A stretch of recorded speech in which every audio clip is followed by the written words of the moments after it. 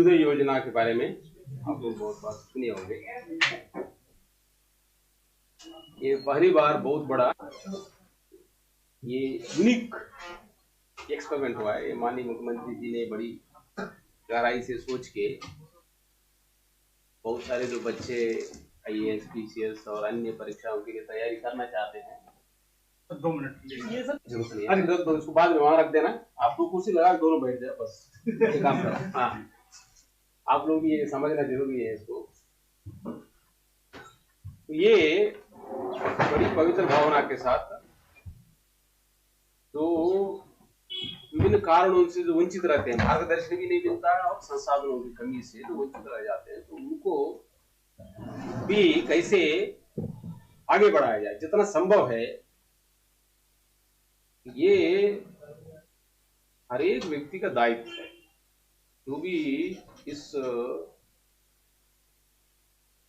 हमारे भारत देश का जो अपने को बड़ी सम्मानित नागरिक समझता है, उनकी जिम्मेदारी है दूसरे भारतीय का, दूसरे हमारे साथी का विकास के लिए हम लोग क्या कर सकते हैं। संविधान ने वादा करके आया है कि भाई हम अपने भारत के समस्त नागरिकों को न्याय, समानता और बंधुत्व, ये 3 चीजें हम प्रदान करेंगे। इसमें व्यक्ति की गरिमा, हर एक व्यक्ति की प्रतिष्ठा और अवसर की समता, हर एक व्यक्ति की अवसर की समानता भी प्रदान करें और प्रतिष्ठा भी प्रदान करें। ये तभी संभव होता है जब लोगों के बीच में बंधुत्व की भाव हो। हम भारत के लोग, हम ये भारत माता के संतान हैं और सभी के अंदर एक तो भ्रातृत्व का ये भावना होनी चाहिए। भ्रातृत्व मीन्स बहनत्व भी है उसमें। सभी लोगों में एक भारत माता के संतान है और हम सब लोग एक दूसरे की सहायता करना चाहिए, एक दूसरे का काम आना चाहिए। ये रिकॉर्ड हो रहा है, ये रिकॉर्ड में लगा दिया? जी। अच्छा किया आपने। ये फंडामेंटल चीज है।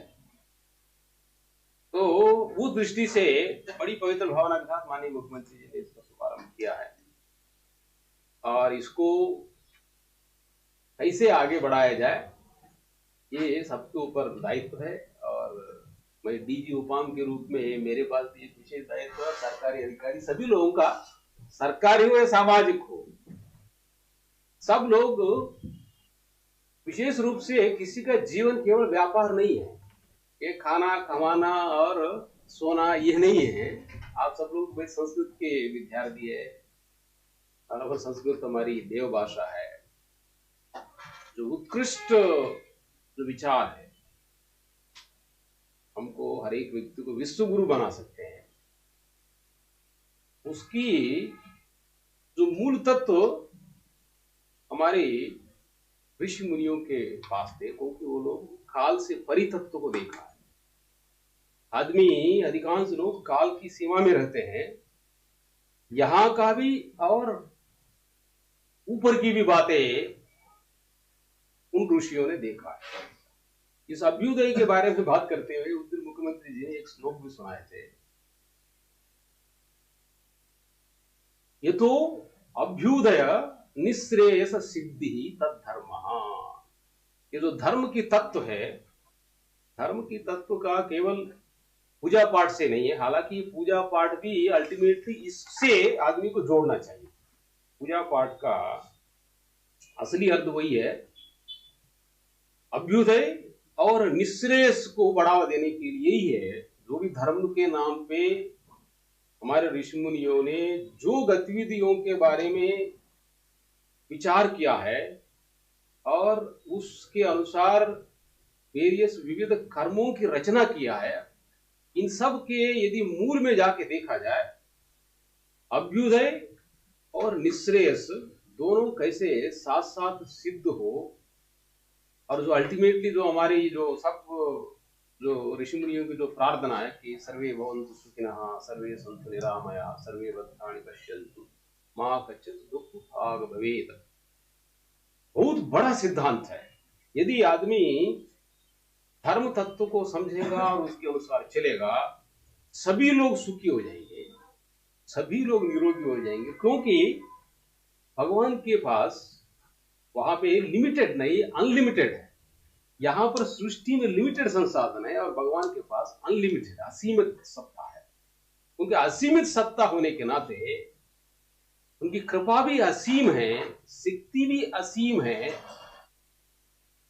और उनकी बड़ी सूक्ष्म सत्ता है। इसलिए उनके साथ, उस धर्म तत्व के साथ जो भी जुड़ेगा वो निरोगी हो जाएगा और सुखी हो जाएगा, और यदि उनसे यदि नहीं जुड़ेगा,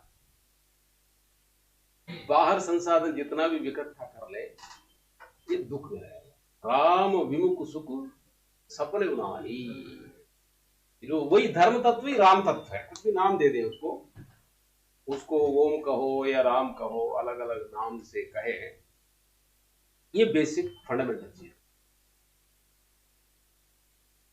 तो ये हो गया जनरल बातें। तो असली भाई आज मुझे सिलवंत सिंह है ना? जी जी जी जी सिलवंत अच्छा, मैं सोच रहा कि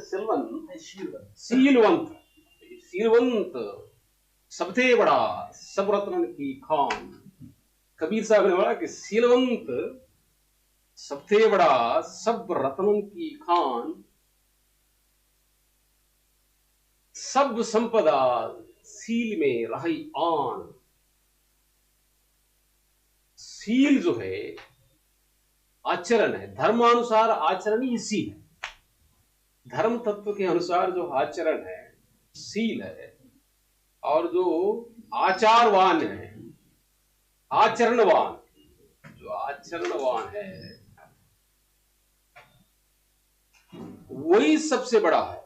श्री कबीर साहब ने बोला कि सीलवंत सबसे बड़ा सब रत्न की खान, तीन लोक की संपदा रहे सील में आन।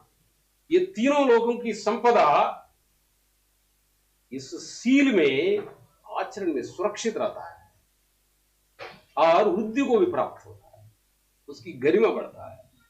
लेकिन यदि सीलवंत नहीं है, जो भी संपदा है वो श्रेष्ठता को नहीं प्राप्त होगा, लोगों की रक्षा और संवर्धन सुख का साधन नहीं बनता है, वो लोगों के लिए घातक सिद्ध होगा। इसलिए सील बहुत बड़ी चीज है, और ये सील को शामिल करते हुए ही ये अभ्युदय स्कीम है। क्योंकि हर एक व्यक्ति को, अधिकारी हो, कर्मचारी हो, शिक्षक हो, सीमा से हटके, भाई मेरे परिवार का, मेरे रिश्तेदार का ये नहीं है, ये मेरे कॉलेज का, मेरे क्षेत्र का नहीं, इन सबसे ऊपर उठ के तो मॉडर्न टेक्नोलॉजी को शामिल करते हुए जहां भी आदमी के अंदर क्षमता है उसको पहचानना, उसको आगे बढ़ाना। जिनके पास क्षमता कम है उसको भी क्षमता बढ़ाना है। जो व्यक्ति जहां जिस लायक है, जो अवसर की समता और प्रतिष्ठा की समता की जो संविधान ने वादा किया है, इसको पूरा करने के लिए हर एक व्यक्ति को अपनी पूर्ण पोटेंशियल के अनुसार विकास करने के लिए भी, और समाज को आगे बढ़ाने के लिए अपने योगदान देने के लिए अवसर प्रदान करना है। तो ये बड़ी पवित्र भावना के साथ शुरू हो गया है, और इसका आप लोग जब आगे बढ़ेंगे, इसका इसकी क्या प्रतिफल है या इसका क्या प्रभाव है, और समाज में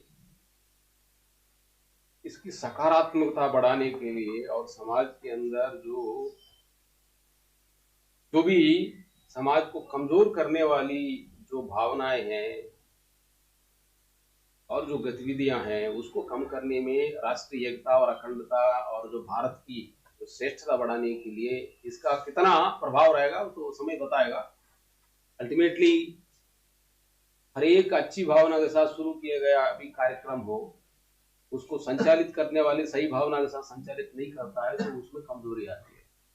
बाबा साहब अम्बेडकर साहब ने बोला कि हमने बड़ी अच्छी संविधान बना के दिया, बड़ी मेहनत करके, लेकिन यदि चलाने वाले लोग उसको ठीक से हैंडल नहीं करेंगे, ये अपना पूर्ण प्रभाव नहीं दिखा पाएगा। ये बेसिक फंडामेंटल चीज है। इसलिए आचरण की तो आज आप लोग कर्मयोग के बारे में सुनना चाहते हैं? हाँ? आपको यही बताया गया कि कर्मयोग पे हम बताएंगे आप लोग। हाँ?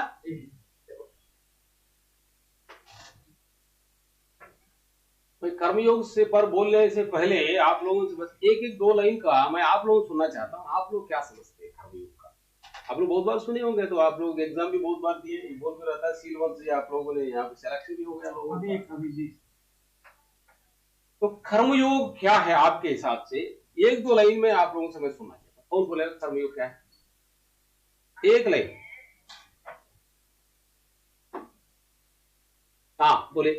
बिना फल की इच्छा किए ही मतलब कार्य करना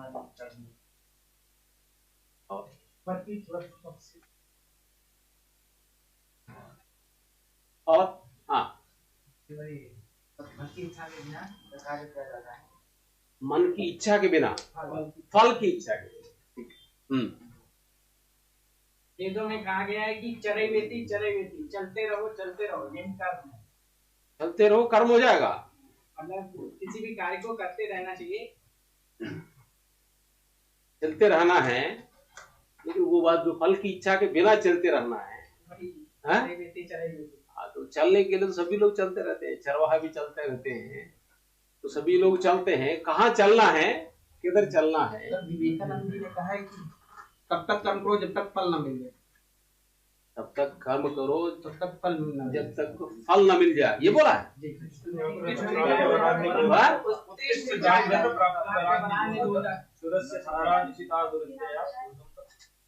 इसका मतलब आप जो बोल रहे हो उसका अर्थ निकलाता है, उत्तिष्ठ जागृत प्राप्य वरान निबोधता। श्रेष्ठ लोगों से समझ के कर्म करो।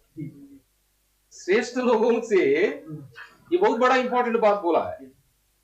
उत्तिष्ठ जागृत प्राप्य वरान निबोधता, उनसे समझ के, और वो पद के बारे में बोला है कि सुरक्षा धारा निशिता भक्त्या दुर्गमोपथा यत् कवयो वदन्ति। ये बड़ा दुर्गम पद है, उसमें चरवेती करना है। जो पीछे और बोला ना, ऐसे चलना नहीं है। बहुत लोग बोलेंगे चरवेती कुछ भी करते रहो, बिजनेस करो, और बिजनेस भी सच्चे धर्म में करे तो वो भी चल जाएगा। चरवेती जो प्राप्य वरान निबोधत, जो श्रेष्ठ लोगों से समझ के जो दुर्गम पथ है, इसमें चरवेती, इसमें चलो, तभी जीवन जो है, जीवन सफल होता है या जीवन सिद्ध होता है। तो फल की आसक्ति और फल प्राप्त करना, फल की आसक्ति के बारे में इसलिए कहा गया क्योंकि व्यक्ति फल व्यक्तिगत हित से रिलेटेड आदमी फल की मांग करता है।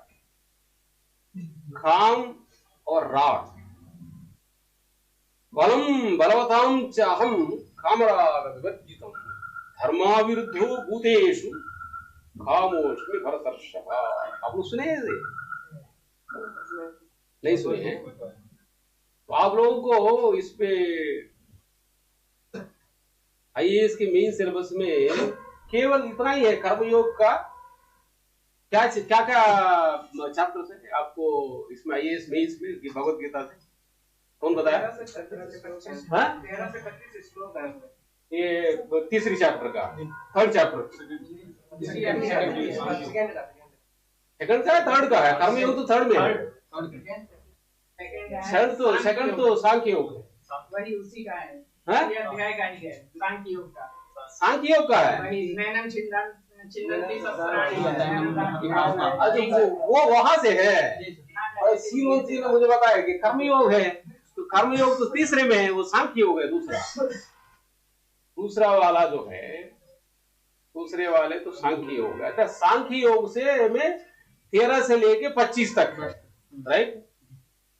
अच्छा, तो मैंने थर्ड चैप्टर का, हालांकि कर्मयोग बहुत इंपॉर्टेंट है, कर्मयोग बहुत इंपॉर्टेंट है। अदरवाइज भी आप लोग कर्मयोग के बारे में सवाल पूछे जाता है आप लोगों से। कर्मयोग जो है, क्योंकि कर्मयोग में अभी सर ये आईएएस जीएस में ही इसका 4th पेपर में आया। ये एकदम कर्मयोग पर गया था, उसने पूछा था कि वो कनेक्ट किया था करंट सिनेरियो से, कह रहा था वर्तमान समय में जो अवसाद की कंडीशंस है वो गीता के साथ कर्मयोग को जोड़ करके उसने कनेक्ट किया यूपीएससी में। नहीं ठीक है, वैसे भी कर्मयोग जो है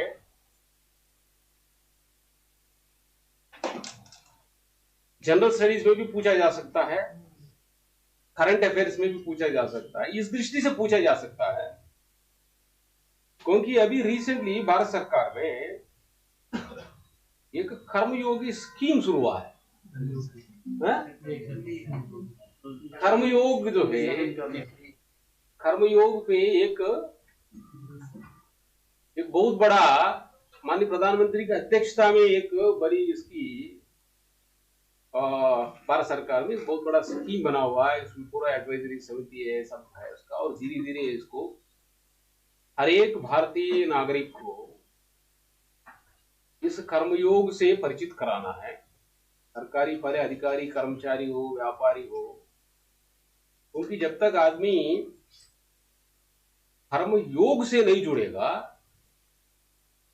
आदमी बड़ी संकुचित दायरे में कार्य करता है और कर्म से भले अपना व्यक्तिगत थोड़ा बहुत हित होता हुआ नजर आएगा, समाज का, देश का हित नहीं हो पाएगा। तो कर्मयोग ऐसे कर्म करने की विधि है जिससे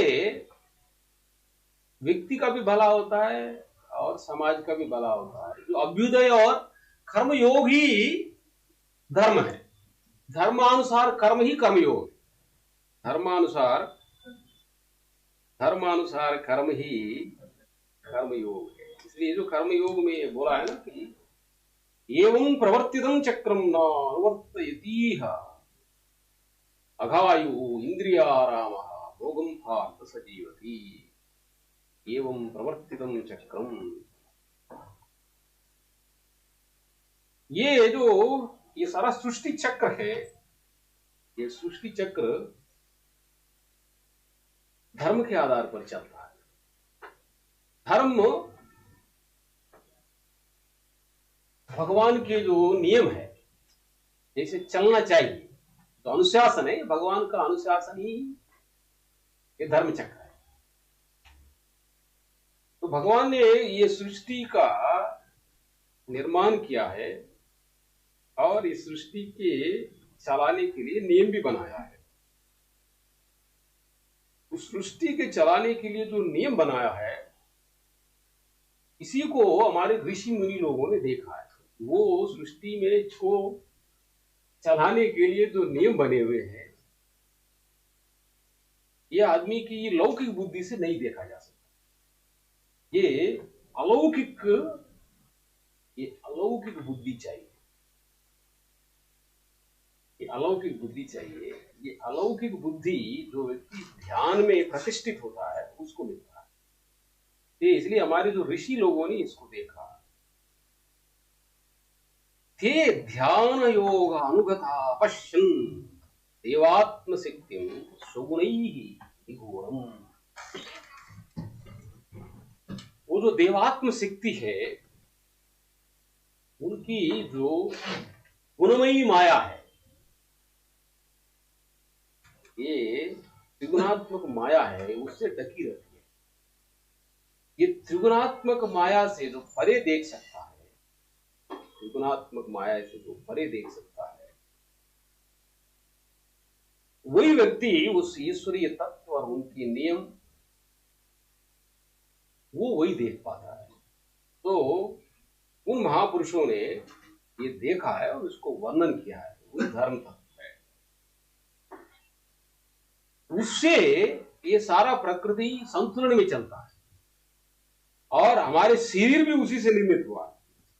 हमारे शरीर भी पूरी बाहर की प्रकृति जो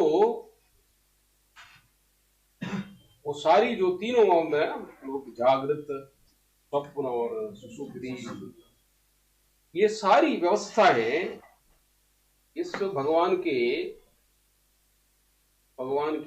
नियमों के अनुसार अच्छे ढंग से स्वस्थ अवस्था में चल सकते हैं। आदमी को भाई स्वस्थ रहना है, जैसे हम लोग बोलते हैं स्वस्थ रहना है, स्वस्थ रहना है तो स्वास्थ्य के नियमों को जानना पड़ेगा, उसको अनुपालन करना पड़ेगा। क्योंकि ये सृष्टि में हर एक पूरी प्रकृति, इस पूरी प्रकृति ये नियमों के अनुसार चलता है, उसी नियमों को ही यज्ञ कहा है, यज्ञ संपादन और यज्ञ। इसलिए भगवान ने कहा कि तस्मात् सर्वगतम ब्रह्म नित्यम यज्ञ प्रतिष्ठितम, उस यज्ञ में प्रतिष्ठित है। दो तरह का यज्ञ है, एक तो भाई प्रकृति को संवर्धन के लिए हमारे ऋषि मुनि लोगों ने कुछ यज्ञ बनाया है, और नित्य यज्ञ चलता है उस भगवान के नियमों के अनुसार जो भी कार्य चलता है। एवं हमारे जो शरीर के अंदर जो खून दौड़ता है, हर एक सेल में, हमारे अंदर के हर एक खन में खून और ऑक्सीजन दौड़ता है। हर एक सेल में रोज बनता है, बढ़ता है और नष्ट होता है, नए सेल बनता है। ये पूरी जो यज्ञ है हमारे अंदर एक सेल में होता है, जो नित्य चलता रहता है। इस यज्ञ की अधिष्ठाता पुरुष ईश्वर है। तो इसलिए ये पूरा हर एक को अपनी गिरफ्त में ले रखा है। उसको ऋषि मुनि लोगों ने देखा, बोलते ना कि मत्तः परतरम नान्यत् किंचित् अस्ति धनंजय मयि सर्वं इदं प्रोतं सूत्रे मणिगणा इव। उस परमात्मा से हट के यहाँ पे कुछ भी नहीं है। सर्वम कल्विदम ब्रह्म, इसलिए कहा गया कि उनकी सत्ता सबको व्याप्त करके स्थित है और रेगुलेट करता है, रेगुलेट करता है। लेकिन इसमें विकृति कहां पैदा होती है? जो इस व्यवस्था को समझता नहीं है, ना हमारे ऋषि मुनियों की बातों को विश्वास करता है, तो अनर्थ कर बैठता है। वो अनर्थ कर बैठेगा तो समाज को भी थोड़ा नुकसान करेगा, अपने लिए ज्यादा नुकसान करेगा, क्योंकि वो इस सृष्टि के नियमों का पालन नहीं करता है। या तो स्वयं समझे, इसको ध्यान में पहुंच के इस नियमों को ठीक से जान ले तो अच्छी बात है। नहीं जानेगा तो हमारे ऋषि मुनि लोगों ने जिसको तो देखा है और उसको उद्धृत किया है शास्त्रों में, उसका पालन करें।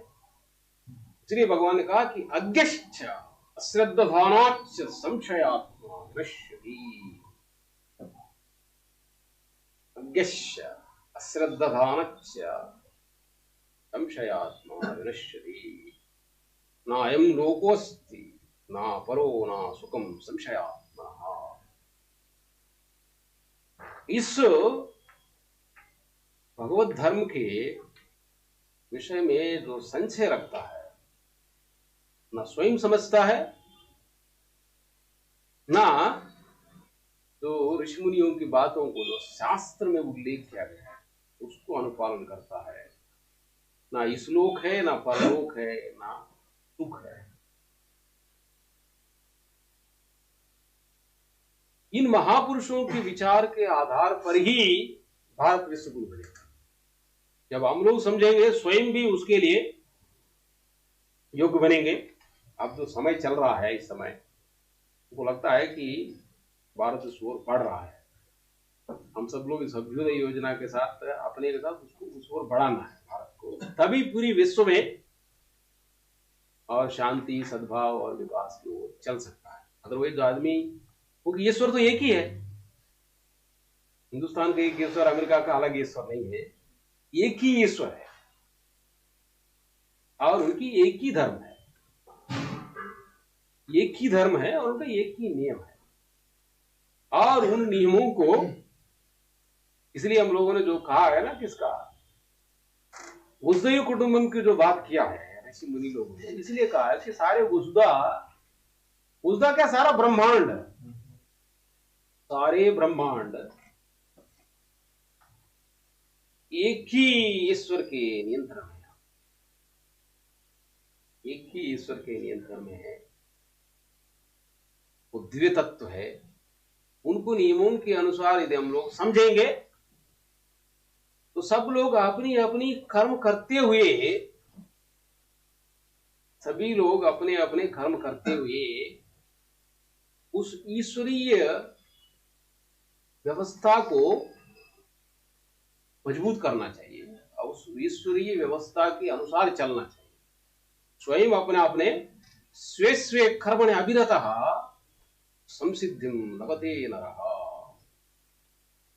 सुना आप लोगों ने? स्वे स्वे कर्मणि अभिरतः यतः प्रवृत्तिः भूतानां येन सर्वं इदं ततं स्वकर्मणा तम अभ्यर्च्य सिद्धिं विन्दति मानवाः। यतः प्रवृत्तिः भूतानां येन सर्वं इदं ततं, जिससे यहाँ पे हर एक वस्तु क्रियाशील होता है, अंतर्यामी रूप से ईश्वर सब जगह विद्यमान है।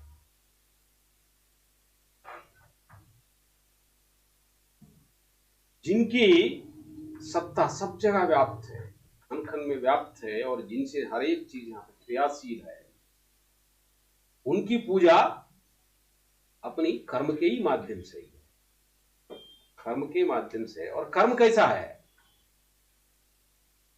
आदमी उस अपने मनमानी का कर्म करने से नहीं है, उस ईश्वर की सत्ता के अनुरूप में, ईश्वर की सत्ता के अनुरूप में काम करने पर क्या चीज रोकती है? आदमी की क्षुद्र भावना है, सीमित भावना है, तो इनकी जो कामना है, पक्षपात है, जो विकार है, अज्ञानता, अल्टीमेटली अज्ञानता ही है। अज्ञानता ही इसका सारे अनर्थों का है, सारे अनर्थों का मूल जो है अज्ञान ही है। चलो मैं भी एक तरफा बोलते जा रहा हूं, मैं आप लोगों से कुछ सुनना चाहता हूं। आप लोगों का इसमें योग शास्त्र है क्या? ये जो पतंजलि ऋषि वाला योग सूत्र है? नहीं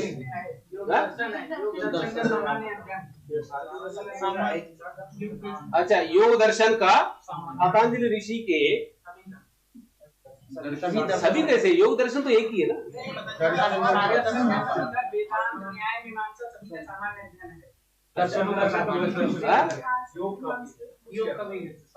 एक तो योग दर्शन है, योग तो केवल पतंजलि ऋषि का ही है।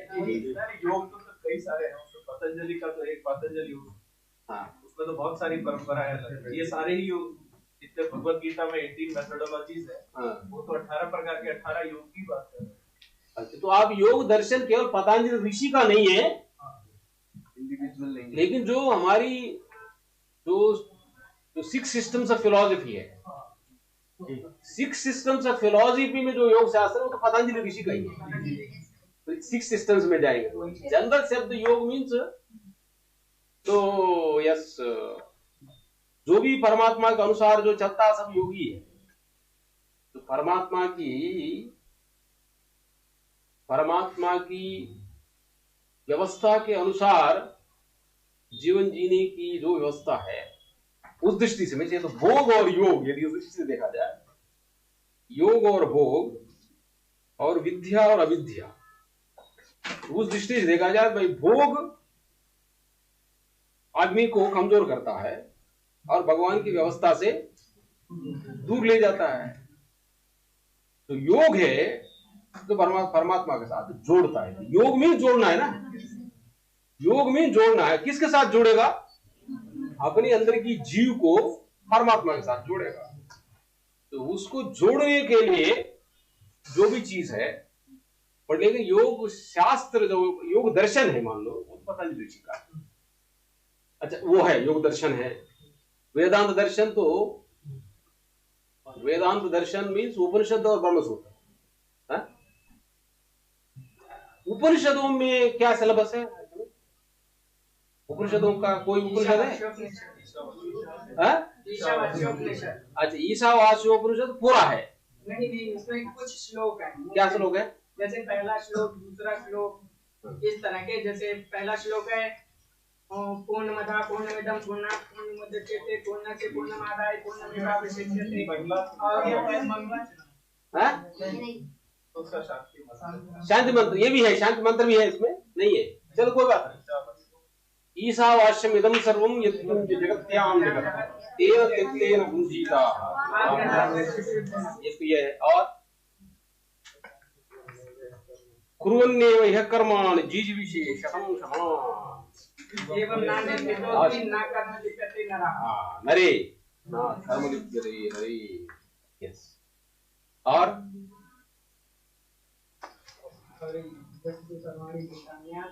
यस्तु सर्वाणि भूतानि आत्मन्येव अनुपश्यति। और यस्तु सर्वाणि भूतानि सर्वभूतेषु च आत्मानं ततो न विजुगुप्सते। यस। और किसी आप लोग और किसी को याद है? ये श्लोक सुना ना, श्लोक का अर्थ लिखना है इसमें, श्लोक भी लिखना है।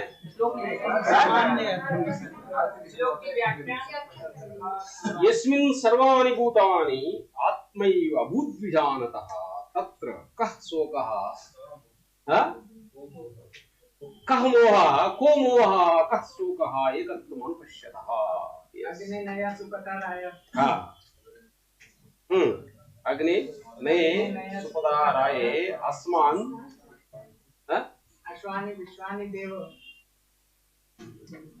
वैनानि विश्वानि देव योधि अस्मत् जुहुराणवेनं भूयिष्ठं ते नमो विदेम। Yes yes. अच्छा, ये पूरा ईशोपनिषद का है। तो टोटल ईशोपनिषद में 18 श्लोक है।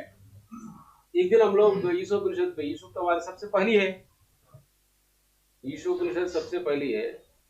और ईशोपनिषद पे भी हम लोग बैठ के एक दिन चर्चा कर लिया जाएगा, क्योंकि तो ईशोपनिषद का विस्तार ही बृहदारण्यक है। बृहदारण्यक का है कोई श्लोक नहीं है, बृहदारण्यक का नहीं है। कठोपनिषद का है कुछ, उपनिषद में है, कठोपनिषद का है नहीं है, सिलेबस में विशेष में है कठोपनिषद का। सामान्य है कुछ उसका है। आप इसकी सिलेबस निकालिएगा जी। पीसीएस, तो पीसीएस और आईएएस इन्हीं दोनों का करना है हमको जी जी। तो मैं पेपर है अच्छा, पिछले सालों को पेपर्स है, तो आप उसको निकाल के नहीं बाद में ले लो, फिर हम लोग सिलेबस ही देखते रह जाएंगे। ये जो है इसको आप निकाल के बाद में आप ले आएगा। तो कुछ तो पेपर्स का भी है, कुछ पेपर्स का भी आप फोटो का पेपर लाइएगा, तो फिर हम लोग इनके साथ इंटरेक्ट किया जाए तो अच्छा रहेगा। उनका अदरवाइज जो है ये हमारी ठीक है, तो दे देंगे आपका भाई सीलोन साहब ये काम कर लेगा इसका। ये ऋषि मुनियों का जो विचार है, ये ऋषि मुनियों का विचार, ये बड़ी सौभाग्य की बात है कि भाई हम लोग ऋषि मुनियों के विचार भी सुन रहे हैं और साथ साथ हम लोग एग्जाम के लिए तैयारी भी कर रहे हैं। ये सौभाग्य बाकी लोगों के लिए नहीं है। कोई आदमी गणित पढ़ेगा, फिजिक्स पढ़ेगा, गणित पढ़ेगा, फिजिक्स पढ़ेगा, मेहनत पे बुद्धि को बहुत दौड़ाना पड़ेगा उसका, लेकिन उसकी उतनी रसानुभूति नहीं होगा ना। ये अध्यात्म विद्या जो है डायरेक्टली परमात्मा के साथ जुड़ा है। इसकी क्योंकि जो फिजिक्स और गणित पढ़ने वाला है वो पढ़ता है इस दृष्टि से भाई इसमें रिजल्ट में पास हो जाएंगे तो थोड़ा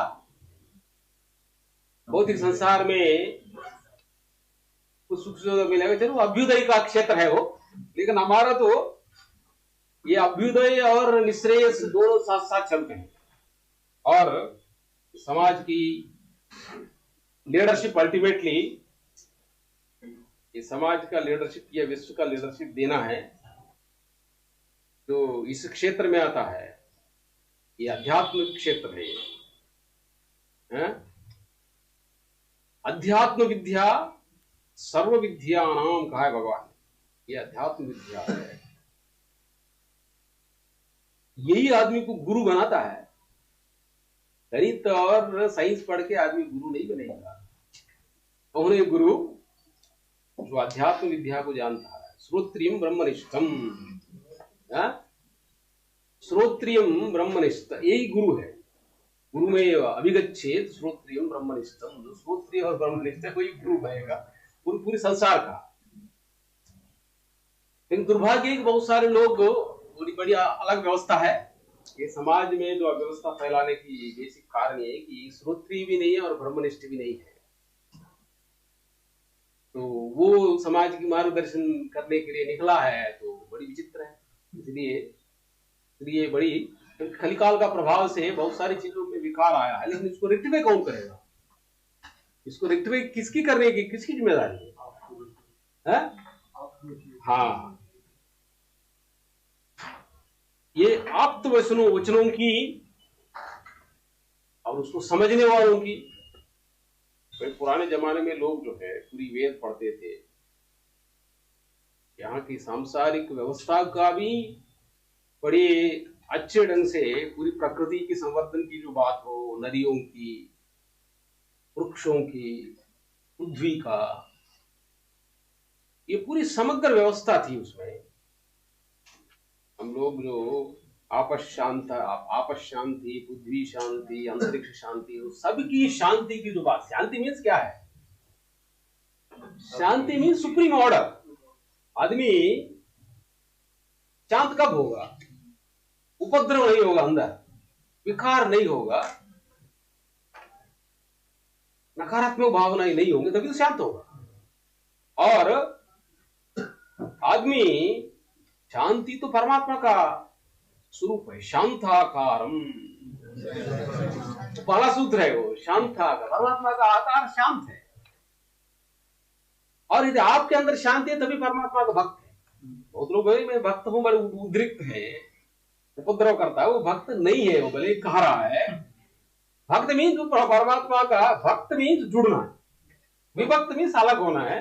परमात्मा के साथ वही जुड़ेगा ना, उसका वही जुड़ेगा जो उसी स्वभाव का है, उसी स्वरूप का है, उसी स्वरूप का। चावल में चावल मिलेगा तो चावल में गेहूं नहीं मिलेगा। यदि भक्त बनना है, भाई चावल बनेगा तो फिर चावल के साथ मिल जाएगा। तो परमात्मा का आकार शांत है। यदि हम उपद्रव कर रहे हैं तो नहीं होगा। तो उसको शांत होने के लिए उन नियमों का पालन करना पड़ेगा, उन नियमों का पालन करना पड़ेगा। यस, चलो हम इतना सुनाने के बाद चलो आप लोगों को कुछ सवाल सुनता हूँ। आप लोगों का सवाल जवाब भी किया जाए, राइट? आप लोग कुछ सवाल पूछे तो पूछ लो, मैं आप लोगों को सवाल जवाब सुनता। कोई क्वेरीज हो, कोई क्वेश्चन हो? तो जैसे आपने धर्म को लेके बात की है, हाँ, तो यहाँ पे धर्म की क्या उदाहरण हम लेंगे? भगवत गीता के भगवत गीता के कंटेक्स्ट में। चल ठीक है, आज भगवत गीता की बात के। भगवत गीता में धर्म की परिभाषा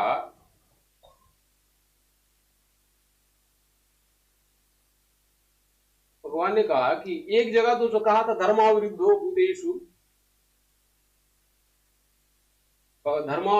भूतेषु कामोषु भरतर्षभा बोला है। अजो अपि सन् अव्ययात्मा ईश्वरो अपि सन् भूतानां प्रकृतिं स्वाम अवस्थभ्य संभवामि युगे युगे।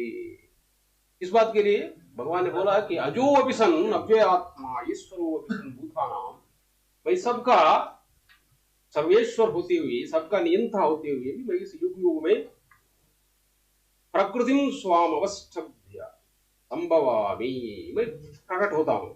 क्या करने के लिए? परित्राणाय साधूनां विनाशाय धर्म संस्थापनार्थाय संभवामि। इसका मतलब यह है कि भगवान का एक ही काम है, युग युग में एक ही काम है।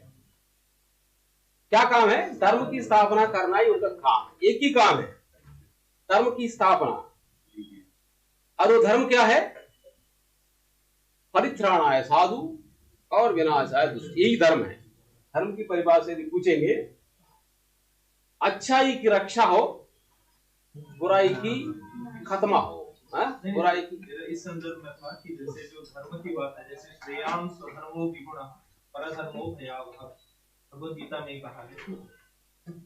स्वधर्मे निधनम श्रेयः परधर्मो भयावह श्रेयान् स्वधर्मो परधर्मो। तो यहाँ पे जो धर्म की अवधारणा है वो संप्रदायगत धर्म है, आपकी ड्यूटी ड्यूटी है, मतलब कर्म पर। और दूसरा जो है जैसे धर्म, उससे पहले श्लोक क्या है? ये श्रेयान् स्वधर्मे युग्नः, उससे पहले क्या श्लोक है ये पता है? देखो कोई भी हम लोग ये देखते हैं ना, एक जो है जब भी किसी श्लोक को हम लोग परिभाषित करना है, ये पूरा स्ट्रीम चलता है। बहुत बार आदमी उसको कहीं से भी तो निकाल के उसको कर लेने पर उसकी समग्र व्याख्या नहीं होता, थोड़ा अधूरा व्याख्या हो जाता है, इसमें गड़बड़ हो जाता है।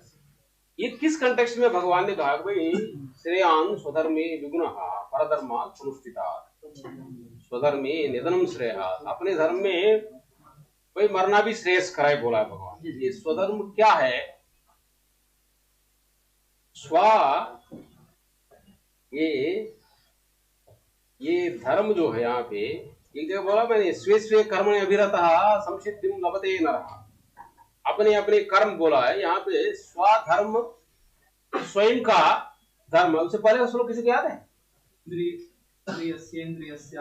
रागदोष व्यवस्थितम् वशमाग आगच्छेत् तौ हि परिपन्थिनौ। उसके बाद नेक्स्ट है ये क्या है?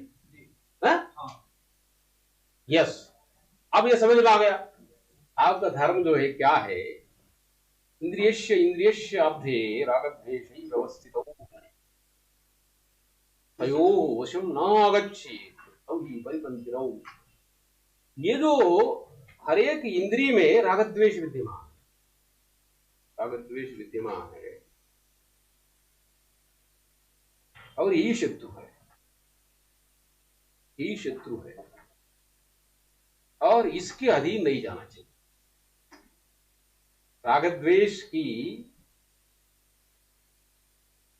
रागद्वेष युक्तैः विषयान् इंद्रियैश्चरन् आत्मवश्यैः विधेयात्मा प्रसादम् अधिगच्छति। एक दूसरी जगह भगवान ने कहा है, ये दूसरे चैप्टर का शायर है, रागद्वेष युक्तैः।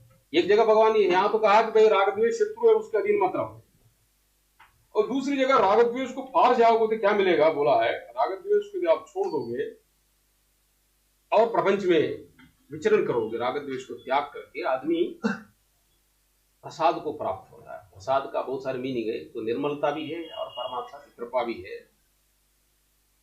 वो प्रसाद मिलने पर प्रसादे सर्व दुखानां हानि अस्योपजायते प्रसन्न चेतसो ही आसु बुद्धि पर्यवतिष्ठति। पर्यवतिष्ठति या तिष्ठते?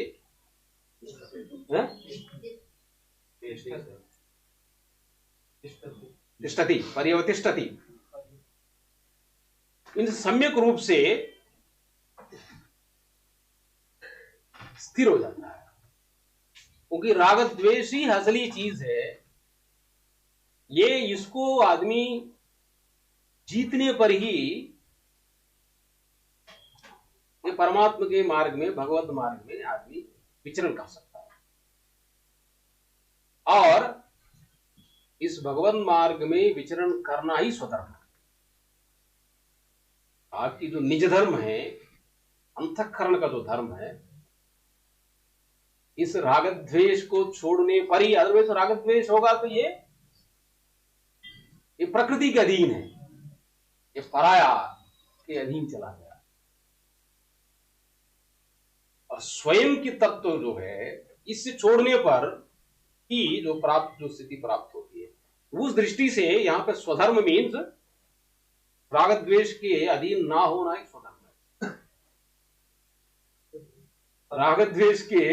रागद्वेष के अधीन में जाना परधर्म है, और रागद्वेष से को हराना और रागद्वेष से परे स्थिति में स्थित होना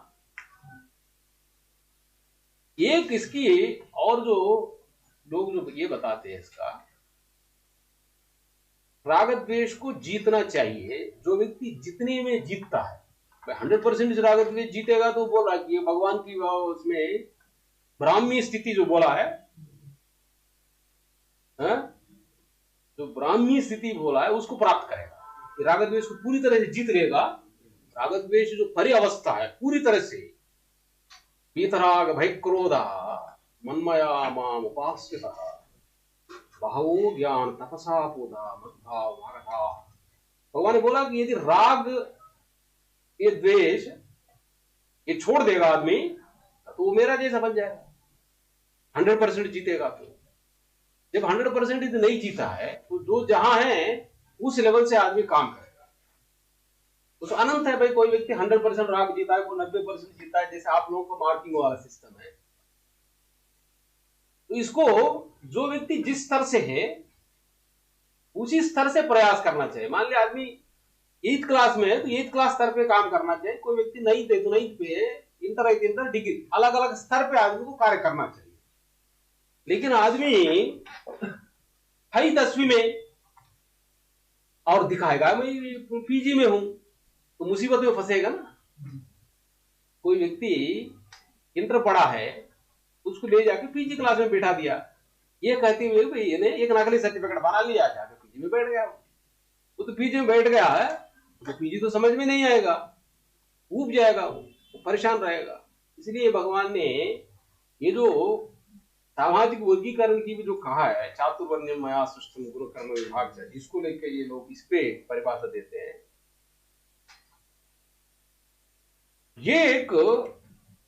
ये मूलतः आदमी जिस लेवल पे है, दूसरों को देखा देखी या जहां ज्यादा सम्मान मिलता है ऐसे कोई नकल नहीं करना चाहिए, पाखंड नहीं करना चाहिए, जिससे ये समझना चाहिए तेयान स्वधर्मे विगुणः परधर्मा सुनिष्ठितात्। यदि मेरे अंदर पूरी तरह से मेरे पास इंद्रिय निग्रह नहीं है तो कोई व्यक्ति 100% इंद्रियों को निग्रह किया है, वो बोलता है, आचरण करता है, उसकी सम्मान मिलता है समाज में, उसका देखा देखी इनको उस ढंग का नकल नहीं करना चाहिए। तो जिस लेवल का है तो ईमानदारी से जो जिस स्तर का है पूरी पारदर्शिता के साथ, सरलता के साथ जीना चाहिए। इतना ही मतलब समझना, राइट। और सर मेरा क्वेश्चन कर्मयोग से रिलेटेड है। तो जैसे आप बता रहे थे कर्मयोग, वो ठीक है, टेक्स्ट कॉन्टेक्स्ट, लेकिन अभी सर जो मौजूदा सिचुएशन है उसके हिसाब से कर्मयोग की परिभाषा क्या होनी चाहिए, और अभी हम लोगों के लिए हमारा कर्मयोग क्या होगा? सपोज आप यदि पढ़ने के लिए आप पूछेंगे, पढ़ाई करने वालों को भाई कर्मयोग तो यही है कि आपको अपनी पढ़ाई निष्ठा से करना चाहिए, अपनी कर्म को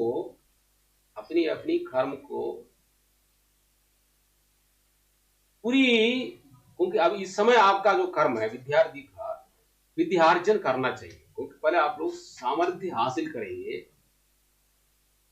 तो फिर उसके बाद जब आपने सामाजिक कार्यों में प्रवेश करेंगे तो आपके पास एक तो क्षमता भी रहती है, सही दृष्टि भी रहती है और सही अनुशासन भी रहता है।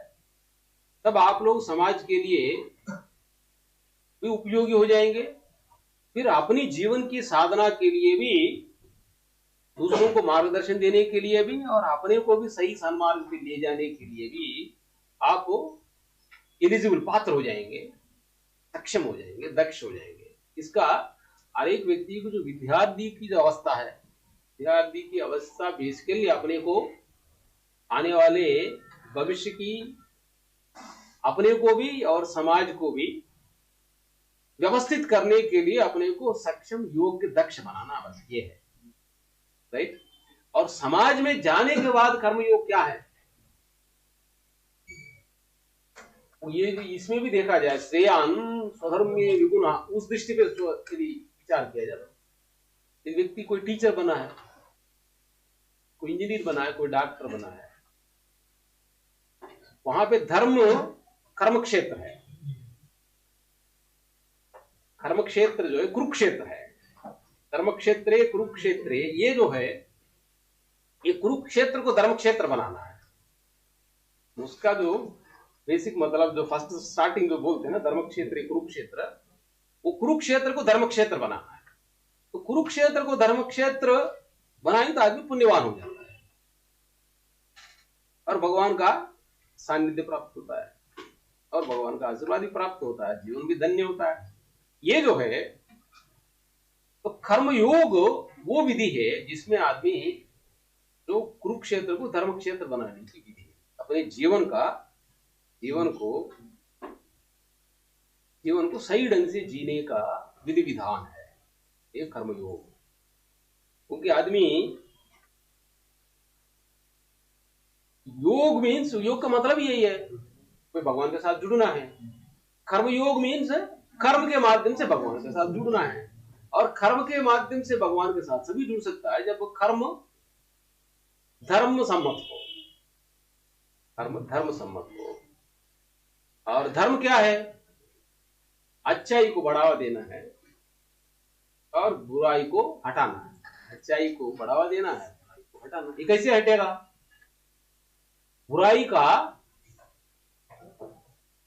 बुराई की जननी क्या है? बुराई और अच्छाई। आप लोगों ने पढ़ा ना? हाँ, हरिचरण। हाँ, ये जो है बुराइयों को हटाना है, उसी को दैवी संपत्ति, आसुर संपदा और दैवी संपदा, दैवासुर संपद विभाग योग में दैवी संपद विमोक्षाय निबंधाय तु आसुरी में मता। भगवान ने कहा कि दैवी संपद विमोक्षाय मां शुचः पार्थ, मां शुचः दैवी संपदम अभिजातो असि भारत करके भगवान कहते हैं। दैवी संपद को बढ़ावा देगा। विमोक्ष मीन्स भगवान के पास जाना है, भगवान के साथ जुड़ना है, विशेष रूप से भगवान के साथ जुड़ना है, वही मोक्ष है। और बंधन है आसुरी संपद। तो दैवी संपद को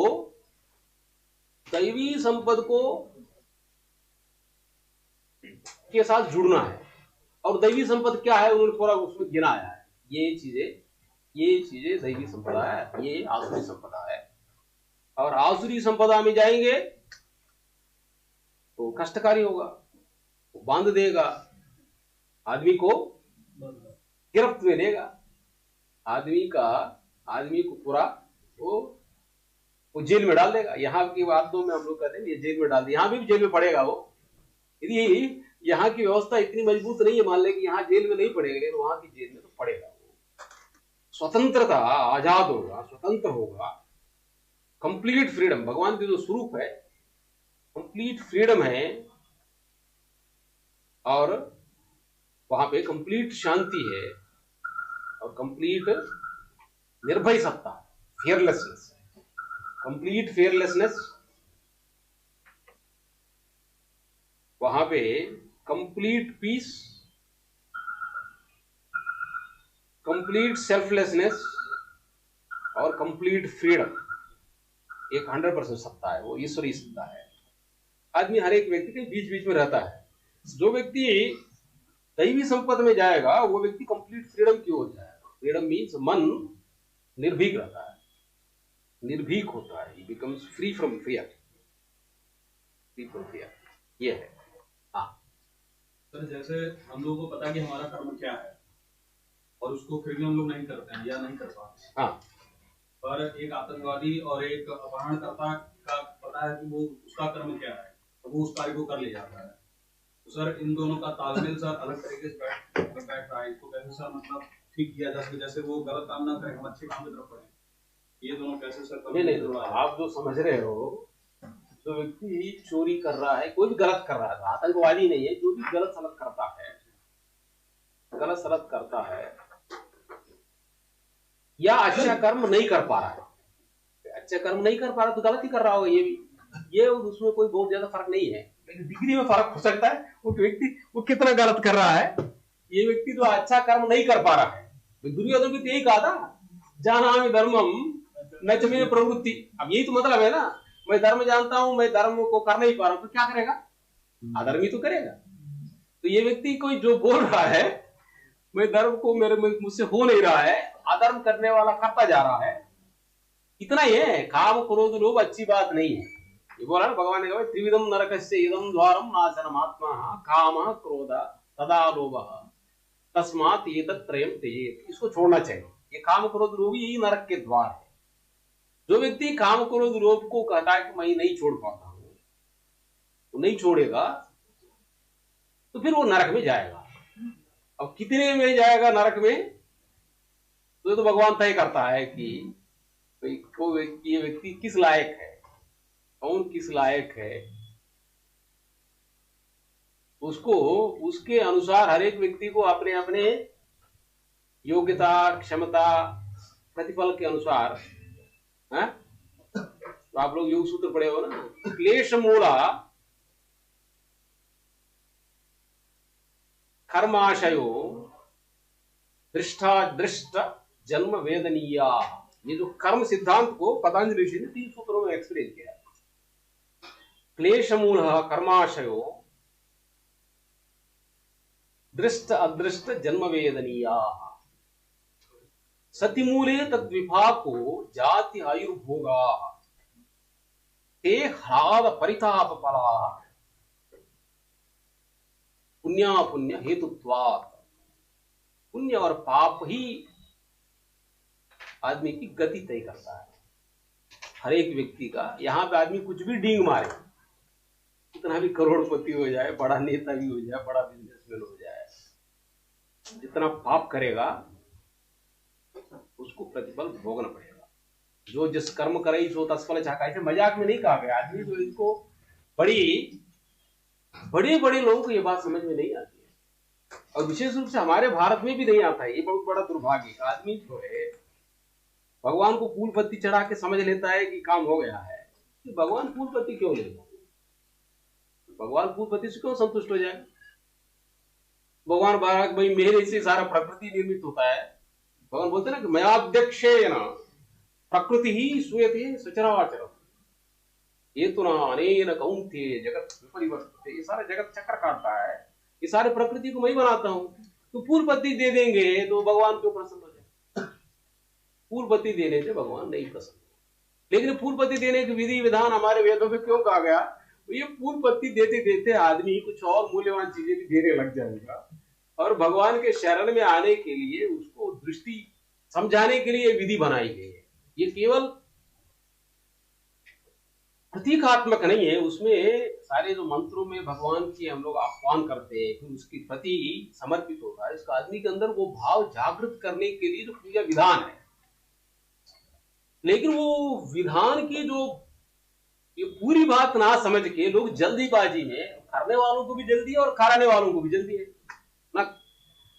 करने वाला भी नहीं समझता और कराने वाला भी कुछ लोग दुर्भाग्य से नहीं समझते होंगे, वो नहीं समझते होंगे। ये केवल सुपरफिशियली करने से आदमी समझ लेगा कि भाई ये तो प्रतीकात्मक है, इतने से नहीं होगा। भगवान क्या भोग करता है? भगवान का भोग क्या लगेगा भगवान के लिए? अहम ही सर्वयज्ञानां भोक्ता प्रभुरेव च। केवल यज्ञों को भोगता है भगवान। आपकी फूल पत्ती नहीं बोएगा, लड्डू चढ़ा दिया और स्वयं हजम कर लिया, थोड़ी देर के बाद सोचेंगे भगवान प्रसन्न क्यों? भगवान प्रसन्न हो जाएगा तुम्हारे लड्डू से?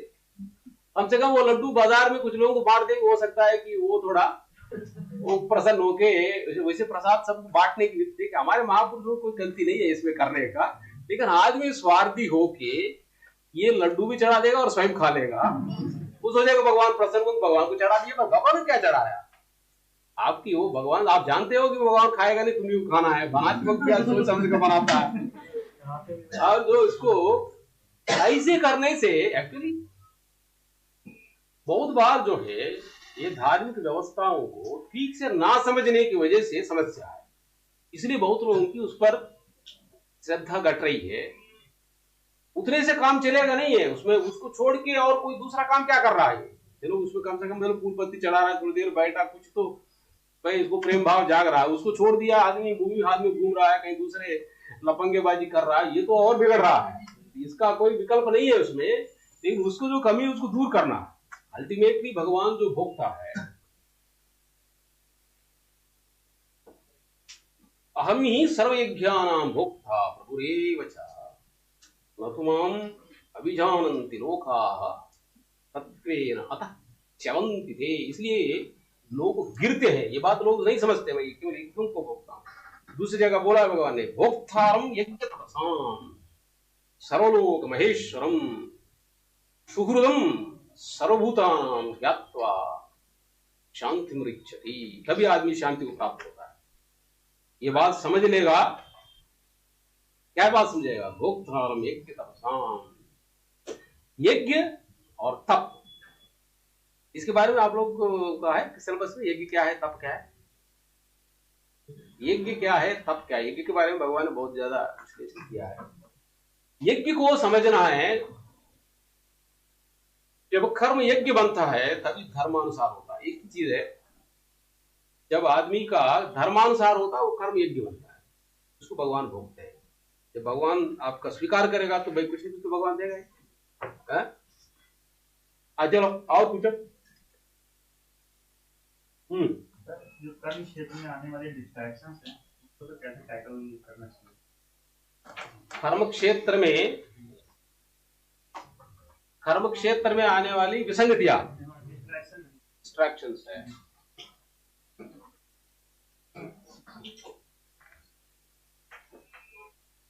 देखिए, एक तो हरेक अच्छाई का जो आधार है, हरेक अच्छाई का आधार है हमारे ऋषि मुनियों का विचार है, इसका और कोई रास्ता नहीं है। हाँ? इसलिए दयानंद सरस्वती ने कहा भाई वेद की ओर मुड़ो। Back to Vedas. जब तक आदमी ऋषि मुनियों के विचार की ओर नहीं जाएगा, क्योंकि आप तो वचन है, उत्कृष्ट विचार है, बिना भगवान के साथ आदमी जुड़े, आदमी की भगवान के तरफ ना मुड़े हैं, सुख शांति विकास संभव नहीं है। सुख शांति विकास संभव नहीं है, ये उल्टा है।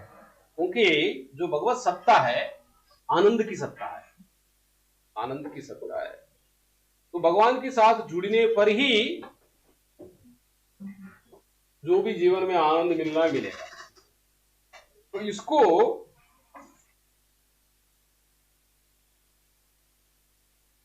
उसको स्वयं समझना पड़ेगा और दूसरों को समझाना पड़ेगा, इसके अलावा और कोई रास्ता नहीं। शास्त्रम प्रमाणम थे कार्याकार्य व्यवस्थितौ ज्ञात्वा शास्त्र विधानोक्तम कर्म कर्तुं ह्यर्हसि।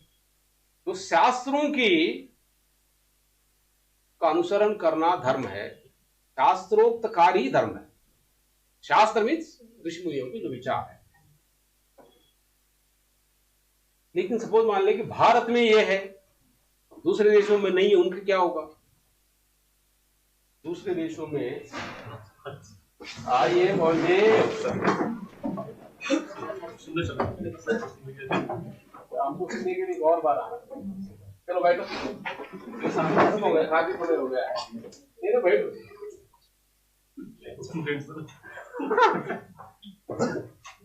ये जो है ना, ये बोल रहे श्रीमंत कह रहा था आपका कोई विधानसभा चल रहा है, सही, ठीक है। ये आपके बच्चे काफी तेज, आपने कुछ कोई क्लास वास नहीं कभी लिया नहीं है? क्या पढ़ाया आपने? सर मैंने तुमको रिव्यू किया, ऐसे जनरल सवाल पूछा? नहीं सवाल नहीं सर, ये हम लोग सर आप बता दें उसको क्लास में। मैं अभी मेरा सवाल अभी बोलने वाला काम खत्म हो गया, इनसे सवाल जवाब हो रहा है। सवाल हाँ, मैंने इनसे बोला है कि ये हमारे से रिलेटेड बहुत सारे टॉपिक्स हैं, इसको और सीटिंग करेंगे इनके साथ बैठे में अच्छा लगता है। क्योंकि ईशोपनिषद का भी है, कुछ कठोपनिषद का मैंने बोला कि अगले बार उसके सिलेबस में सेलवंत को भी कुछ काम दिया है कि निकाल के बता दें क्या सिलेबस में है, तो उसको हम लोग इसके सांख्य योग के बारे में भी चर्चा करेंगे इसके साथ। यस हाँ, यस चलो और कुछ एक दो सवाल। सर एम की तरफ कंसंट्रेशन बढ़ाने के और क्या करना चाहिए? किसका? एम की तरफ अपना कंसंट्रेशन बढ़ाने के लिए कैसे क्या करना चाहिए? कंसंट्रेशन एम की तरफ बढ़ाना है, टारगेट है। तो यदि आपको टारगेट को समझ लेंगे समग्रता के साथ, लक्ष्य क्या है और लक्ष्य का महत्व को समझ में आता है। जब लक्ष्य की महत्व समझ में आ जाएगा, उसका इंपॉर्टेंस समझ में आ जाएगा, तो आदमी को स्वयं उसके लिए उसकी तरफ जो है आदमी पूरी लगन से लग जाएगा। बोलते हैं ना कि तुलसी बाबा ने एक सिंपल शब्द में बोला ना कि जाने बिनु नहीं वो परितीति, बिनु परितीत वो न प्रीति, बिनु प्रीति नहीं भक्ति दृढ़ा ही। उसके साथ आदमी दृढ़ता के साथ नहीं लगता है। तो आपने लक्ष्य क्या है समझ लिया है, पहले लक्ष्य पे चिंतन करिए। ये पूर्व में भी जो महिमा स्तुति गान होता है ना, ईश्वर का स्तुति क्यों होती है, ईश्वर स्तुति के चक्कर में थोड़ी रहता है, लेकिन शास्त्रों में स्तुति की इसलिए कहा गया जब आदमी उसकी स्तुति करेगा, वो महिमा गान करेगा, उसे जुड़ने का, उसको प्राप्त करने के लिए ये मानसिक हमारे अंदर जो प्रवृत्ति जागती है, इसकी महिमा ये है।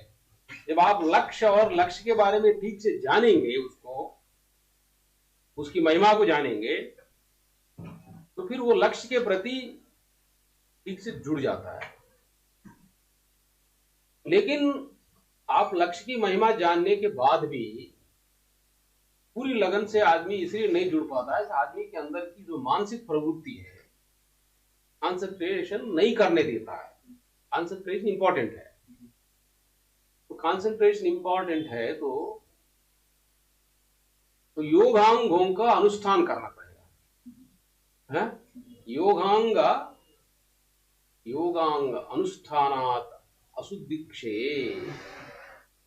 जब आदमी के अंदर अशुद्धियां क्षय हो जाती है, तब आदमी के अंदर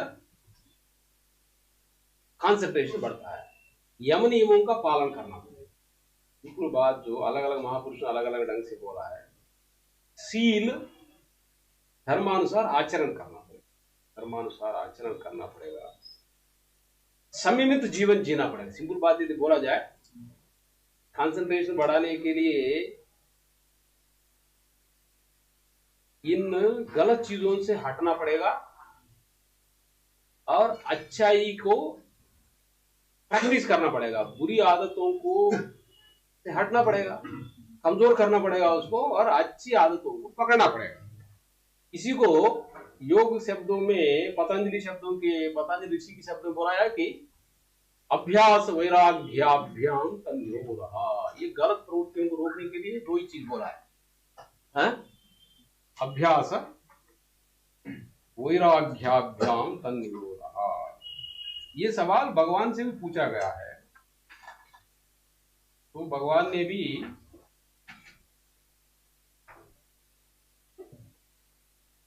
ये बात बोला है कि अभ्यासेन तो कौन्तेय वैराग्येन च गृह्यते असंशयं मन महाभावो मनो दुर्निग्रहं चलम्। ये मन है, ये इतनी आसानी से कंट्रोल में नहीं आएगा। आज मैंने सोच लिया यार ये मन जो है इधर ना जाए, पूरा ये इसमें कंसंट्रेट करें, इसको इधर उधर भागे ना।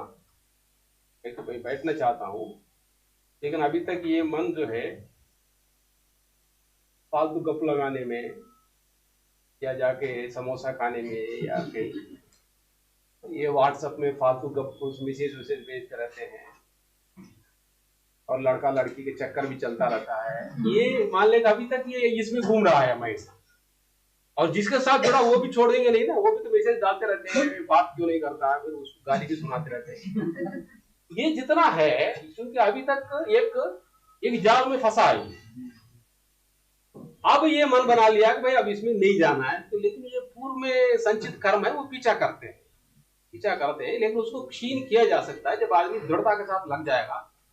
अभी तक जिनके साथ गप लगाता था, जिनके साथ मटर गश्ती करता था, उनको बोलना पड़े हाथ जोड़ के कि अब मैंने भाई अभी तक काफी मैंने गलत हो गया मुझसे, लेकिन अब मैंने मन बनाया कि भाई इसको ऐसे करके आवारागर्दी करके मैं अपने लिए भी और अपने परिवार के लिए भी बोझ नहीं बनना चाहता हूँ, समाज के लिए भी। आपने मन बना लिया कि मुझे आपको थोड़ा अपने जीवन को भी संवारना है, और अपने माता पिता जिनकी उन्होंने बहुत आशा रखी है मेरे ऊपर, उनके लिए मैं कुछ करूं, और समाज ने भी मेरे ऊपर कुछ, मेरे पूरी जो भी जितना आपके भाई बंधु रिश्तेदार वगैरह सभी लोग तो वास्तव में कुछ चाहते हैं, या आपके साथ जुड़े उनको भी आप हाथ जोड़ के बोलेंगे भाई आपके लिए भाई कभी काम आऊंगा नहीं, आवारागर्दी में ना मैं तुमको भी मैं ले डूबूंगा सनम। अभी जो है मुझे आप छोड़ोगे तो मैं आपके लिए बाद में कुछ काम आ सकता हूँ, अभी तो थोड़ा छोड़िए, नहीं तो आप भी अपने लिए कुछ अच्छा काम किया जाए, ऐसे बोलेंगे, समझाएंगे, तो वो वास्तव में आपसे प्रेम करते हैं।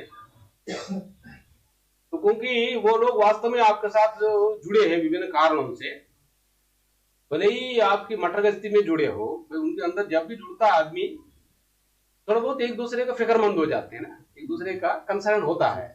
भले ही इसको गलत कार्यों में ही जुड़ा हो, गलत क्या है उसमें भाई, जिसका जो ज्ञान है, जिस लेवल का ज्ञान है उस लेवल से जुड़ता है, उसमें गलत सही क्या है, बट लेकिन आदमी जुड़ने के बाद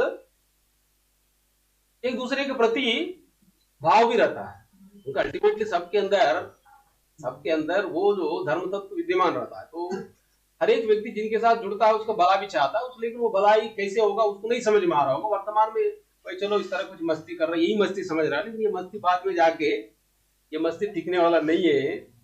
तो ये मस्ती को टिकाऊ बनाने के लिए भाई सही आधार को पकड़ना पड़ेगा और सही रास्ते पर चलना पड़ेगा। ये बात आप जिन लोगों ने आपसे जुड़ा उनको आप समझा देंगे तो वो भी समझ लेंगे, ऐसी भी नहीं है इसमें। स्टार्टिंग में लगता है, स्टार्टिंग में पहले अपने को ठीक से समझाना पड़ता है, फिर उसको वो भी समझ लेंगे। वो आपका मित्र है समझ लेगा, वो मित्र नहीं है वो इसे भी छोड़ के भागेगा। मित्र है तो समझ लेगा, और मित्र है तो समझना पड़ेगा उसको। तो मैं चाहता हूं जब जो व्यक्ति मन बना लेता है ना, ठीक से मन बना लेता है, तो उसके अनुसार व्यवस्था बनती है। बोलते हैं ना कि संकल्प से सिद्धि, इस समय जो रोज चलता है ना, संकल्प जब दृढ़ होता है, संकल्प से दृढ़ होता है, जितना दृढ़ होता है उतनी जो बाहर की जितनी व्यवधान होते हैं, जितनी व्यवधान है वो सारे कमजोर हो जाएंगे। तो आदमी के अंदर बहुत बड़ी ताकत है। इसलिए तो आदमी किसी को ये समझने की जरूरत नहीं है भाई मैं बड़ा कमजोर हूं, मुझसे कैसे होगा।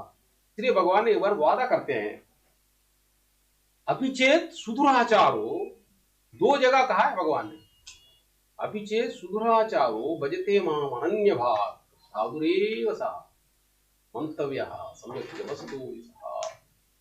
जिस वक्त इसने मन बना लिया कि अब मैं भगवान के रास्ते पर चलना है, वो तत्काल साधु बनता है। क्षिप्रम भवति धर्मात्मा शाश्वत शांति निगच्छति। वो शाश्वत शांति के अधिकारी बनता है। धर्मात्मा बनाने के लिए बहुत टाइम नहीं लगेगा। क्षिप्रम भवति धर्मा, तत्काल बन जाता है।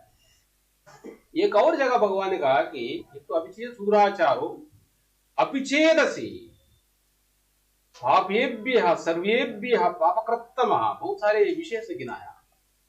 अपिचेदसि सर्वेभ्यः पापेभ्यः पापकृत्तमः, सारे पापियों से भी और अधिक पाप करने वाला हो, आतंकवादी का भी बाप हो, तब भी यदि आपने मन बना लिया है भाई इसको करना है, तो तत्काल उसको सपोर्ट मिलने लगता है। आपके अंदर की जो संकल्प जो है अंदर की, लेकिन वो कैसे जागेगा वो सवाल है। अब कैसे जागेगा, कोई गुरु मिले, कोई शास्त्र हो, कोई महापुरुष का सानिध्य मिले, तो कुछ भी कारण हो सकता है। भगवान की कृपा कैसे होता है उसको बड़ी विचित्र है, लेकिन इतना ये है कि उसको जन्म जन्मांतरों से जीव यात्रा करता है। तो घूमते घूमते कभी वो ऐसा परिस्थिति मिलता है। आदमी को अवसर को खोना नहीं चाहिए।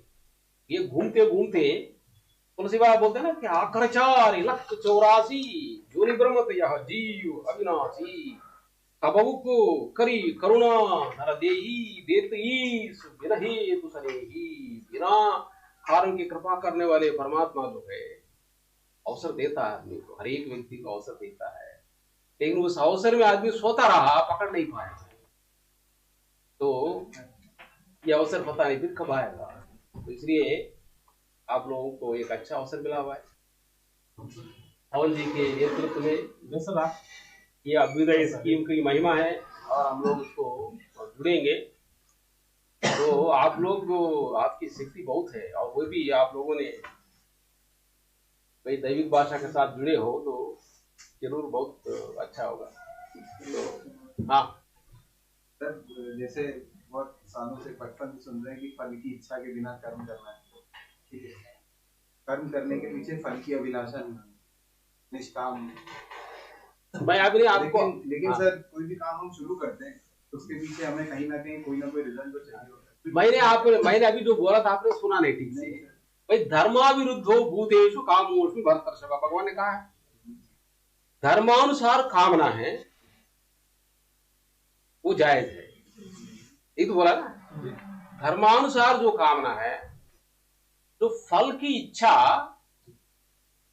धर्मानुसार है, तो भगवान ने कहा वो मई हो।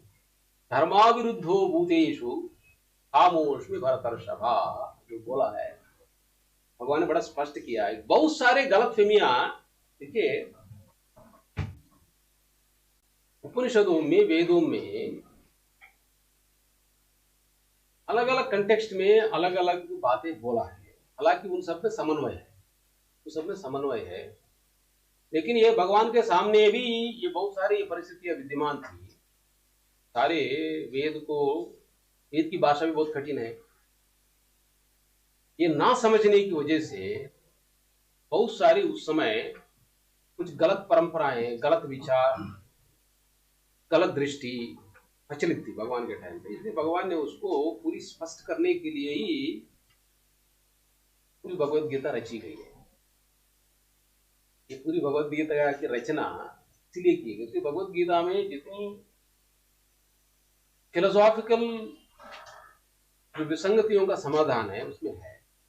क्या करना चाहिए, क्या नहीं करना चाहिए, क्या हो सोचना चाहिए, क्या दृष्टि होना चाहिए। भले ही 700 श्लोकों में ही समझा दिया है, लेकिन सारी समस्याओं का समाधान। इसलिए उसको महात्मा गांधी, जितने भी महापुरुष है, कम से कम भारत का क्या, विश्व के भी लोग जो है, विश्व के लोग भी भगवत गीता को, सारी विश्व के लोग, अच्छे अच्छे लोग उसको समझ रहे हैं। अल्टीमेटली भगवत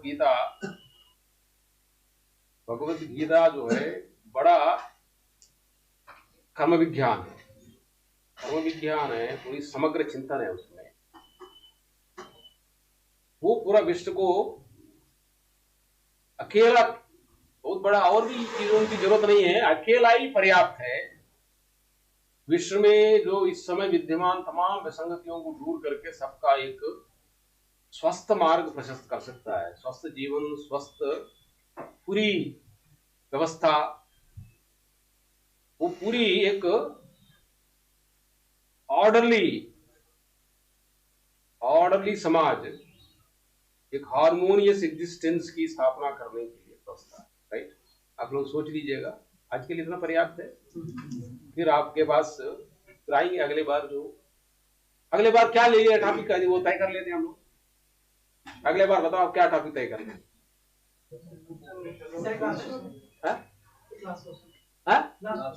और भी क्वेश्चन में हो तुम, अगले बार रख लो ना इसको, अगले बार रख लो, आपस में चर्चा कर लो अपने क्वेश्चन को, अगल बगल में चर्चा कर लो, अगले बार करते हैं। क्वेश्चन तो आएगा इस पे, राइट।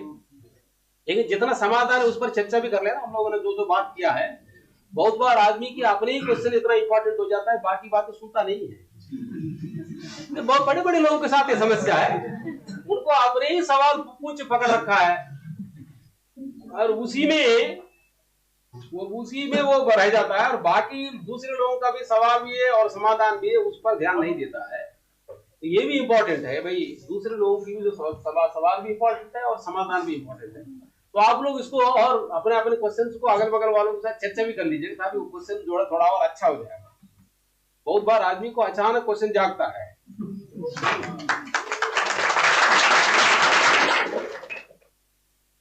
तो चलो अगले टॉपिक तय कर ले, फिर उसके बाद आपको तो सर नहीं सर, मैं आपको छोड़ूंगा सर। बताओ अगले टॉपिक क्या रखे? ईशोपनिषद, ठीक है। तो वही स्टार्ट, वैसे तो सारा स्टार्टिंग पॉइंट जो है ईशोपनिषद ही है, सारा उपनिषदों का स्टार्टिंग उसमें पहले ईशोपनिषद, उसके बाद कठोपनिषद में चलते हैं। तो अगले बार ईशोपनिषद का कौन तय करो कब करना है अगले बार? आपकी दस्ता जैसे अगले सप्ताह, अगले सप्ताह इसी दिन बैठ लें जी। सिलवान से एक बार हम शेड्यूल डिस्कस करेंगे आपसे, आ जाएगा। अब क्या डिस्कस करना, चलो चेंज होगा तो मैं आपको बता दूंगा। अगले सप्ताह इसी दिन राइट। ये थर्सडे है ना, ये गुरुवार का दिन है, इन सबको गुरु बनाना है इसको। ये जो है इन सबको गुरु बनाना है, इसकी ये प्रशासन रूप से काम करेंगे। अगले गुरुवार कैसे 9:30 राइट। चलो हर गुरुवार को हम बैठेंगे आप लोग साथ। यदि किसी कारण से मान ले कि मैं कहीं और उसमें होगा तो मैं इसको सीलवान को बता देंगे, फिर उसको आगे पीछे कर लेंगे, राइट। आप लोगों को मंडे से फ्राइडे चलता है, सैटरडे भी चलता है, तो फिर ठीक है। तो यदि मान ले यदि थर्सडे कहीं चला गया तो उसमें सैटरडे बैठ जाएंगे, तो धुल जाएंगे, राइट। 9:30 बजे टाइम ठीक है, राइट, 9:30 ठीक है तो चल जाएगा। नहीं तो इसकी थोड़ा ये जो है सीढ़ी ये खोल देना, खिड़की वड़की जो है इसमें लोगों को, ये भी खोल दे, ऊपर वाला भी खिड़की खोल दे, थोड़ा हवा आ जाएगा, इतने से काम चल जाएगा हम लोगों को। तो यदि गुरु बनना है तो इसको बर्दाश्त करने की शक्ति चाहिए लोगों को। एसी लगाने की जरूरत नहीं, पंखों से काम चलेगा। एसी लगे हैं सर, कहाँ पे ना भी हो तो काम चल जाएगा हमारे लिए। वो जो है खिड़की खोल दे और ज्यादा पंखा चला देंगे तो हमारा काम हो जाएगा, राइट।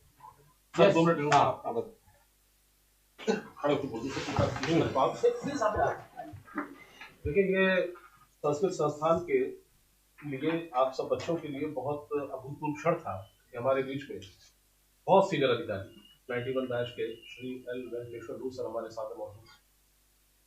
मैं 2-3 तरीके से आपको बता दूं कि क्यों सर का होना इंपॉर्टेंट है। ब्यूरोक्रेसी में सर की जो अहमियत है वो बहुत ही दक्ष, कुशल, कर्तव्यपरायण, ऑनेस्ट और क्या क्या जो विशेषण हो सकते हैं वो सारे सर में समाहित है। सब बहुत जगह कलेक्टर रहे, बस्ती, फैजाबाद, बड़ी गढ़वाल, कानपुर, उसके बाद कमिश्नर बहुत जगह रहे और उसके बाद कई सारे डिपार्टमेंट्स के सर हेड रहे। और आज सर डीजी दीनदयाल उपाध्याय और ये प्रशिक्षण केंद्र में है। मैं चाहूंगा कि आप में से बहुत सारे लोग प्रशिक्षित होकर जब यहाँ से जाए तो सर के पास जाए, क्योंकि अल्टीमेटली आपकी ट्रेनिंग तो होनी तो आपके लिए अपॉर्चुनिटी होनी चाहिए कि आपने ट्रेनिंग से पहले भी सर को सुना और ट्रेनिंग के बाद भी सर को सुना। मैं उन खुशकिस्मत लोगों में से एक हूँ जिन्होंने सर को कई तरीके से देखा। मेरे फादर लॉ के साथ सर ने काम किया और मैंने सर के साथ काम किया, तो एक तरह से ये रिश्ता जो है बहुत बॉन्डिंग मजबूत है। जब मैं डीएम था तो सर मेरे ऑब्जर्वर थे। जब मैं चंदौली में डीएम था तो सर आए और सर ने ऐसे ही आपकी तरह सारे ऑफिसर्स को इकट्ठा किया और एक बहुत ही मोटिवेशनल स्पीकिंग की। उसके बाद ये हुआ कि इलेक्शन तो ठीक है, इलेक्शन तो हो रहा है, इलेक्शन तो होगा ही, इलेक्शन हमेशा होता है, इलेक्शन गुजरा, अच्छा गुजरा, लेकिन साथ में जो लोगों की लर्निंग हुई, अपने आप को जो समझने का एक माहौल तैयार हुआ। अभी कोई एक हमारे स्टूडेंट पूछ रहे थे कि सर कर्म करें और फल न सोचें, ऐसा कैसे मुमकिन है, ऐसा संभव नहीं। होता क्या है कि सर ने बड़े अच्छे से समझाया, पता नहीं आप वहां तक पहुंचे कि नहीं पहुंचे, क्योंकि यहाँ तक पहुंचना इतना आसान भी नहीं। उसको बहुत आपको मनन करना पड़ेगा, चिंतन करना पड़ेगा। जो भारतीय दर्शन की जो 6 विशिष्ट अंग है, सांख्य दर्शन, ये अध्यात्म, व्याकरण, सब चीजें आप समझ लेंगे, सबके बारे में आपको नॉलेज हो जाएगा। Then you reach this point कि भाई सर क्या कहना चाह रहे हैं। फल आप कितना सोचते हैं? आज यहाँ बैठे हुए बहुत सारे बच्चों का जो एम है वो सिर्फ पीसीएस हो सकता है, आईएएस हो सकता है, but is it the absolute target of the life? नहीं। अगर यही टारगेट होता तो सब तो 90% टारगेट को पा गए, फिर क्या जरूरत सर को पढ़ने की पड़ गई? टारगेट ये बहुत शॉर्ट टर्म टारगेट है। अधिकारी बनना आपके लिए आज की तिथि बहुत इंपॉर्टेंट हो सकता है, बट आफ्टर ऑल जब आप पा जाएंगे तो लगेगा कि बड़ा शॉर्ट टर्म टारगेट था। टारगेट तो कुछ और है। मैनेजमेंट की जो थ्योरी है, मैस्लो यही कहता है कि देयर आर 5 स्टेप्स। पहले नॉर्मल आपकी जरूरतें पूरी होती है, खान पीन और रहन सहन, के बाद कुछ और, उसके बाद कुछ और, तो फाइनल स्टेज जब आप पहुंचते हैं तो होता है सेल्फ एक्चुअलाइजेशन, सिद्धि, आत्म प्रत्यक्षीकरण, खुद को जानना। तो that is a final step. तो धीरे धीरे आप बढ़ते हैं।